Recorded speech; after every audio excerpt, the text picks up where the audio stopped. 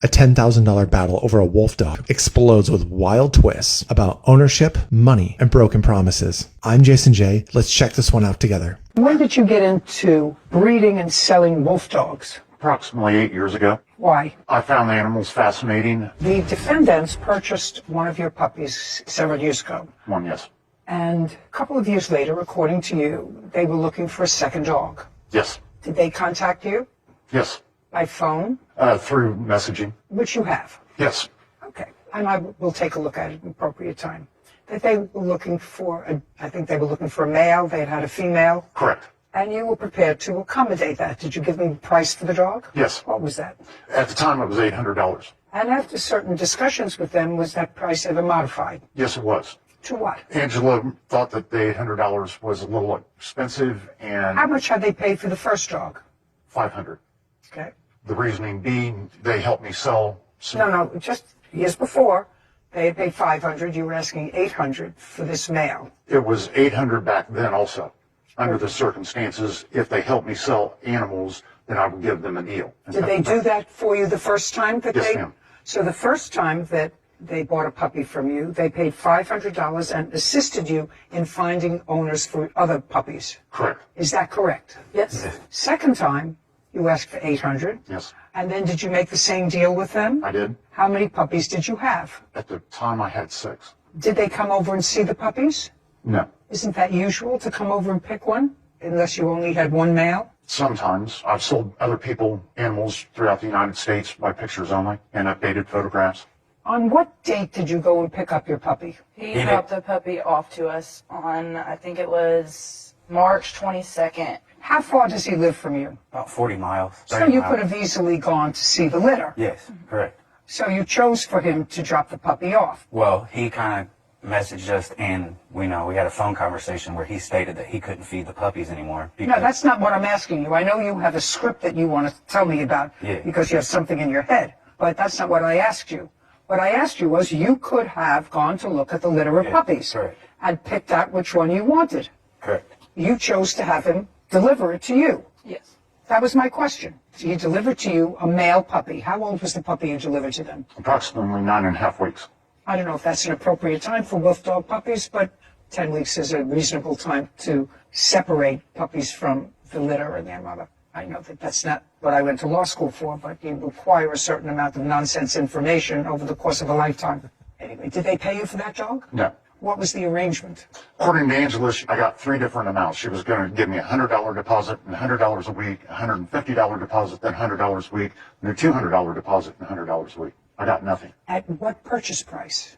She was thinking the $500 when I was asking the $800. That's not what I said. Did you ultimately make an arrangement with her for $500 if she helped you find other Yes, ma'am. pet owners? Okay, let's be direct. So you agreed to make them the same deal with this dog as you made with the last, Correct. which is I'll give you if you help find other potential prospects for the other puppies. Correct. So purchase price was $500, and they did find you other people for the puppies. 1, yes. Oh, they found one. Wasn't specified. They found one. And did you place that puppy? Yes. This is what your lawsuit is about. You say that she didn't pay you any money, and the people who you placed the other dog with did not finish paying you. Correct. Well, they're not responsible for that person. They're not responsible for that person unless you gave them the dog in order to collect the money. Or did you drop the puppy off? I dropped the puppy off at their house. Then that's your problem. Okay. So then what we're dealing is the $500 that you claim they owe you for the dog. Well, plus potential loss of income. Oh, no, yeah. Be ridiculous. Okay, $500. Let me hear your excuse. I think that the dog has been abused, and I have video proving. And? The male one is from around. Just a second. And? The male does not like males. What he'll do is he will cower at the sight of any male. He's very aggressive when he goes to take food from He you. was 10 and a half weeks old. We've had him for 8 months now, and we still Well, can't you touch haven't, him. but you got him when he was 9 and a half weeks old. And he's still the same. You got him when he was 9 and a half weeks old. So that's not a reason not to pay for him. You still have him. He needs proper care, and we don't feel like we should pay anything. No. Not with what we have to deal with the dog emotionally and everything else. Well, unfortunately, the law does not agree with you. You agreed to pay him $500 for a dog. You have the dog, and you have to pay him the $500 for the dog. That's it. It's an easy case. That was your contract. You didn't make a contract with him for a dog that had a no nice contract disposition. in Just writing. pay careful attention. If you want a dog that guarantees you practically a nice disposition, buy a golden doodle, not a wolf. Buy a golden doodle. Gotcha. Buy a Shih Tzu. You want a big dog? What's another big dog? Golden Retriever. Buy a golden retriever. But if you people are odd enough to think that wolf dogs make good pets, not knowing, because I did a little investigation into wolf dogs, are wolf dogs good pets? Because I get my cases early and I say, why would any normal person want to own with 219 breeds or more in this country, in the world of dogs? Why would you take a dog that is in part, and you don't know what part, wild wolf? Why would you do that? If your animal is aggressive, go look at its history. Because sometimes they'll grow up to be friendly, nice dogs, like the first one you had. First one I had was very well with our kids. You know, this one, I'm going back to my wolf roots.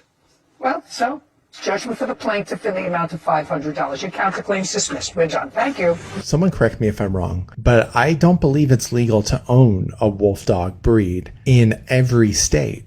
My assumption is because of the history of aggression when you're breeding with wild wolves. Not a complete shock. The other thing here is the defendants are clearly incapable of training a dog like that. And I think that's the bigger concern, is that they're not equipped to take on that responsibility. And it sounds like they got lucky, or they feel that they got lucky with the first dog. Whether it's a percentage of the wolf DNA in that dog's, who knows, but they lucked out with a more well-mannered, well-trained female dog. On the plaintiff's side, it just sounded like he tried to get a little extra money.